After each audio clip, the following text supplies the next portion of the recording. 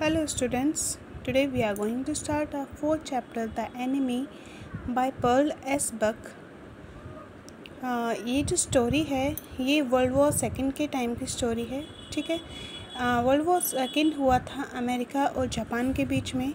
इसमें क्या है कि एक अमेरिकन प्रिजनर है जो कि डाइंग स्टेट में डॉक्टर सडाओ होकी के घर पर पहुंचता है, दरवाज़े पर पहुंचता है।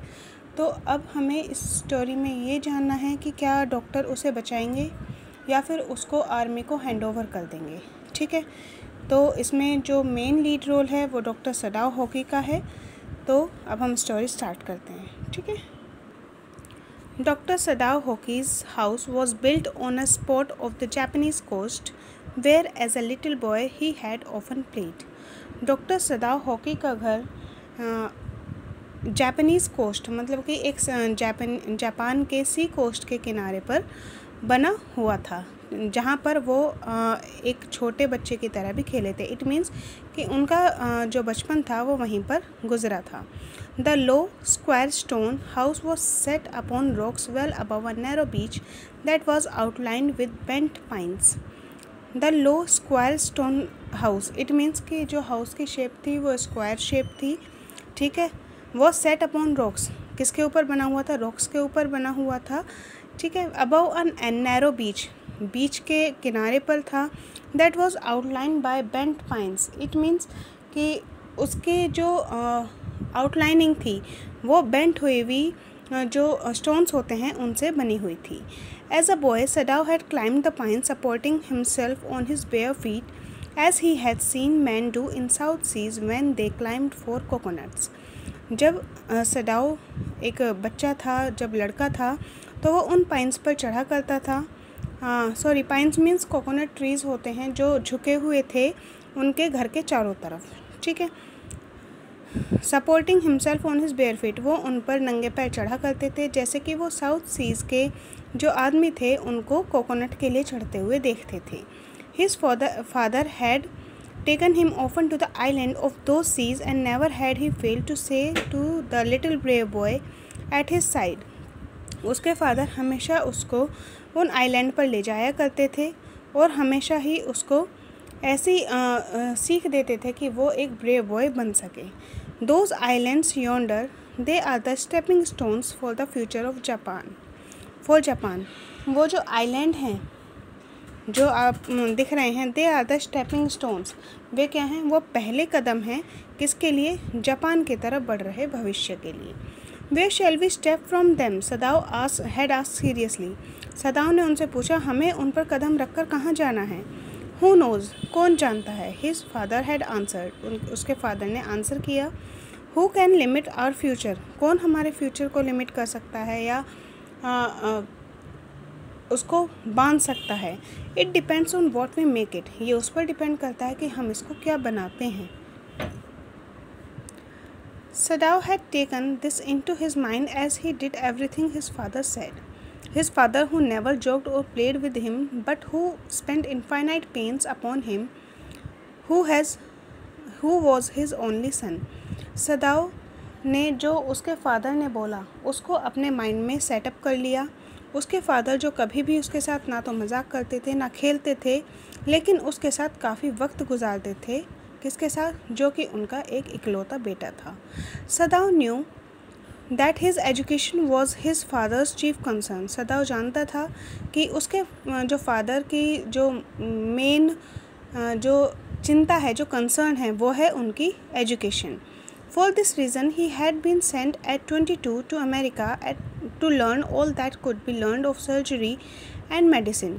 इसी चीज़ के लिए जब सदाओ 22 साल के थे तो उनको अमेरिका भेज दिया गया। किस चीज़ के लिए? डॉक्टर की पढ़ाई करने के लिए। मीन्स कि उनको सर्जन बनना था, सर्जरी और मेडिसिन की एजुकेशन के लिए, एजुकेशन गेन करने के लिए वो अमेरिका उनको भेज दिया गया। He had come back at 30, वो 30 की एज में वापस आए। And before his father died, he had seen Sadao become famous not only as a surgeon but as a scientist। इससे पहले कि उसके फादर की डेथ हो, उससे पहले सदाओ को उन्होंने एक फेमस सर्जन ही नहीं बल्कि एक फेमस साइंटिस्ट बनते हुए देखा। Because he was perfecting a discovery which would render wounds entirely clean, he had not been sent abroad with troops. Because he was perfecting a discovery, it means कि वो एक search को complete करने वाले थे, इसी वजह which would render वोन्स entirely clean, जो कि घावों को पूरी तरीके से कम्प्लीटली क्लीन कर सकता था, इसलिए उनको अब्रॉड नहीं भेजा गया। किस चीज़ के लिए? ट्रूप्स के लिए। इट मीन्स कि सैनिकों के लिए, सोल्जर्स के लिए उनको नहीं भेजा गया। Also, he knew there was some slight danger that the old general might need an operation for a condition for which he was now being treated medically, and for this possibility Sadao was being kept in Japan. और वो ये भी जानते थे कि शायद old general के लिए ये थोड़ा ख़तरा हो सकता है। क्यों? क्योंकि उनको एक ऑपरेशन की नीड पड़ सकती है, इसी वजह से सदाओ को जापान में ही रखा गया था। Clouds were rising from the ocean now, ocean से क्लाउड राइज हो रहे थे। इट मीन्स कि सुबह का बारिश का मौसम कह सकते हैं। The unexpected warmth of the past few days had at night drawn heavy fog from the cold waves. कुछ दिनों से क्लाइमेटिक कंडीशंस हो रही थी, ठंडी हवाएं चल रही थी। Sadao watched mist hide outlines of a little island near the shore and then come creeping up the beach below the house wreathing around the pines. Sadao ने हमें वहाँ पर मिस्ट देखा था, इट मीन्स कि थोड़ा फॉग देखा था, कोहरा देखा था आइलैंड के पास। Then come creeping up the beach, और उसने वहाँ पर किसी को रेंगते हुए देखा जो कि उसके घर की तरफ आ रहा था। In a few minutes fog would be wrapped about the house too. थोड़ी ही देर में कोहरा इतना बढ़ने वाला था कि वो हाउस को भी रैप अप कर लेगा, अपने अंदर समावेश कर लेगा। Then he would go into the room where Hana his wife would be waiting for him with the 2 children. फिर वो अंदर जाएगा रूम में, जहाँ पर हाना उसकी वाइफ उसका इंतज़ार कर रही होगी अपने 2 बच्चों के साथ। But at this moment the door open and she looked out a dark blue woollen haori over her kimono. लेकिन इसी मोमेंट पर दरवाज़ा पर नॉक हुआ, उसने दरवाज़ा खोला तो उसने क्या देखा कि बाहर कोई खड़ा है। डार्क ब्लू वूलन के एक गारमेंट है जिसको हम हाउरी बोलते हैं, over her kimono. It means कि एक जापानीज़ ड्रेस के ऊपर एक वूलन का कोई ओवरकोट उन्होंने डाला हुआ है। She came to him affectionately and put her arm through his as he stood smile and said nothing. वो उनके पास आई और उसने बहुत अफेक्शनेटली उनकी तरफ देखा और अपनी हाथ उनके आगे कर दिए और स्माइल करने लगी। He had met Hana in America. वो हाना से अमेरिका में मिली थी, but he had waited to fall in love with her until he was sure she was Japanese. लेकिन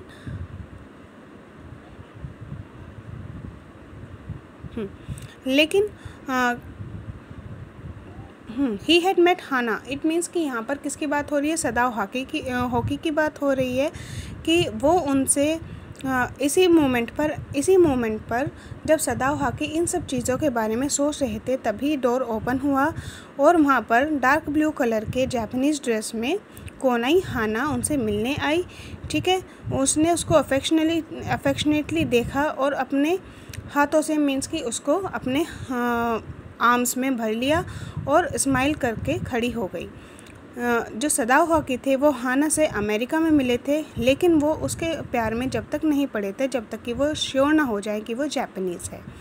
his father would never have received her unless she had been pure in her race. क्यों? क्योंकि उसके father उसको कभी भी accept नहीं करेंगे जब तक कि वो पूरी तरह श्योर ना हो जाए कि वो उन्हीं की कम्युनिटी की है या उन्हीं के कंट्री की है।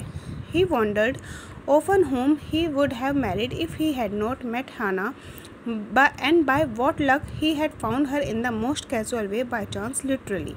वो ये सोचते कि अगर वो हैना से नहीं मिलते तो वो किससे शादी करते, एंड बाय लक किस्मत से वो हैना से मिले और लिटरली उनसे उनकी शादी हो गई। At an American professor's house, वो कहाँ मिले थे उनसे? अमेरिका के जो प्रोफेसर हैं उनके हाउस पर। The professor and his wife had been kind people and anxious to do something for their Few foreign students and the students, though bold, had accepted this kindness. Professor और उसकी wife बहुत ही kind लोग थे जो कि अपने foreign students के लिए कुछ करना चाहते थे, और उन स्टूडेंट्स ने भी उनके इस काइंडनेस को एक्सेप्ट किया था. Sadao had often told Hana how nearly he had not gone to professor Harley's house that night. Sadao ने हाना से बताया कि वो उन्हें कितना टाइम हो गया है प्रोफेसर हार्ली के घर गए हुए. The rooms was so small, the food so bad, the professor's wife so voluble. जो रूम थे उनके घर में वो बहुत छोटे थे. The food so bad, it means कि खाना वो अच्छा नहीं बनाती होंगी, ये कह सकते हैं. The professors wife so voluble, और जो प्रोफेसर की जो वाइफ थी वो बहुत ही ज़्यादा बातूनी थी. But he had gone and there he had found Hana, लेकिन वो वहाँ पर गए और उन्हें वहाँ पर हाना मिली, a new student, and had felt he would love her if it were at all possible. और उन्हें वहाँ पर हाना मिली एक एज अ न्यू स्टूडेंट, और वो उसके कह सकते हैं उसके प्यार में पड़ गए. Now he felt her hand on his arm and was aware of the pleasure it gave him even though they had been married years enough to have the 2 children. अब वो प्रेजेंट में आ गए. उन्हें जो हाना का आर्म है वो अपने हैंड पर महसूस हो रहा था, और वो उस प्लेज़र को महसूस कर सकते थे जो हाना उनको बाय फिज़िकल टच उनको दे रही थी, बजाय इसके कि अब उनकी शादी को बहुत साल हो गए थे, अब उनके 2 बच्चे भी थे, वो तब भी उस प्लेज़र को महसूस कर रहे थे. For they had not married heedlessly in America, इसलिए क्योंकि जो उनकी शादी थी वो केयरलेसली नहीं हुई थी अमेरिका में. They had finished their work at school and had come to Japan, and when his father had seen her, the marriage had been arranged in the old Japanese way, although Sadao and Hana had talked everything over beforehand. It means कि उन्होंने ऐसा नहीं था कि वो उन दोनों को प्यार हो गया और उन्होंने ऐसे ही शादी कर ली, बल्कि उन्होंने अपना काम, अपना कॉलेज का जो वर्क था, स्टडीज़ का, वो कंप्लीट किया. वो अपने होम जापान में आए. वहाँ पर उन्होंने अपने पेरेंट्स की रज़ामंदी ली, और ओल्ड जापानीज़ वे में, जो ओल्ड ट्रेडिशनल वे था उनका, उसमें उन दोनों ने शादी की, और शादी करने से पहले हर एक चीज़ के बारे में बात की. दे वर परफेक्टली हैप्पी, वो दोनों हैप्पी थे. She laid her cheek against his arm, उसने मतलब कि वो उनके कंधे पर अपने लेट गई. It was at this moment that both of them saw something black come out of the mist. ये मोमेंट था जब उन्होंने उस जो मिस्ट हो रहा था, जो फोग हो रहा था, कोहरा हो रहा था, उसमें से कुछ काला काला सा आते हुए देखा. इट वॉज अ मैन, ये एक आदमी था. He was flung up out of the ocean. Flung, वो ओशन से बाहर आ रहा था. It seem to his feet by a breaker, ऐसा लग रहा था जैसे कि उसके जो to his feet by a breaker, it means कि जो बड़ी बड़ी वेव्स थी वो उसके पैरों से जा रही थी. He staggered a few step, his body outline against the mist, his arms above his head, then he curled mist hit him again. और वो धीरे धीरे उनकी तरफ बढ़ रहा था. उसकी जो आर्म्स थी वो उसके सर के ऊपर थी, और बार बार कोहरा उनको ढक रहा था. Who is that? हैना क्राइड. हैना चिल्लाई कि वो कौन है. She dropped Sadao's arms and they both leaned over the railing of the veranda. वो उनके हाथों से छूट गई, मतलब कि बाहर आ गई, और दोनों रेलिंग के ऊपर, जो वरांडा की रेलिंग थी उसके पास खड़े होकर देखने लगे. Now they saw him again. अब उन्होंने उसको दोबारा देखा. The man was on his hands and knees crawling. Man क्या कर रहा था? जो आदमी था वो क्रॉल कर रहा था, रेंग रहा था. Then they saw him fall on his face and lie there. फिर उन्होंने देखा कि वो वहाँ पर गिर चुका है. A fisherman perhaps, शायद ये एक मछुआरा होगा. सदाओ ने कहा. Washed from his boat, जो कि अपनी बोट से गिर गया होगा या छूट गया होगा. He ran quickly down the steps and behind him. वो जल्दी से सीढ़ियों से नीचे उतरे और उसके पास गए. हाना came, her white sleeves flying. हाना भी वहाँ पर आई, जहाँ पर उसकी जो स्लीव्स थी, जो उसके हाथ थे, वो लहरा रहे थे. इट मीन्स कि वो उसको अवेयर करने के लिए वहाँ पर आई. A mile or two away on either side there were fishing villages, but there was only the bare and lonely coast. कुछ ही दूर पर कुछ फिशिंग विलेजेस थे, लेकिन वो अब वहाँ पर कोई नहीं था. डेंजरस विद रॉक्स, और वो डेंजरस भी थे. The Surf beyond the beach was spiked with rocks. जो वेव्स थी वो वहाँ पर रॉक्स के वजह से रुकी हुई थी.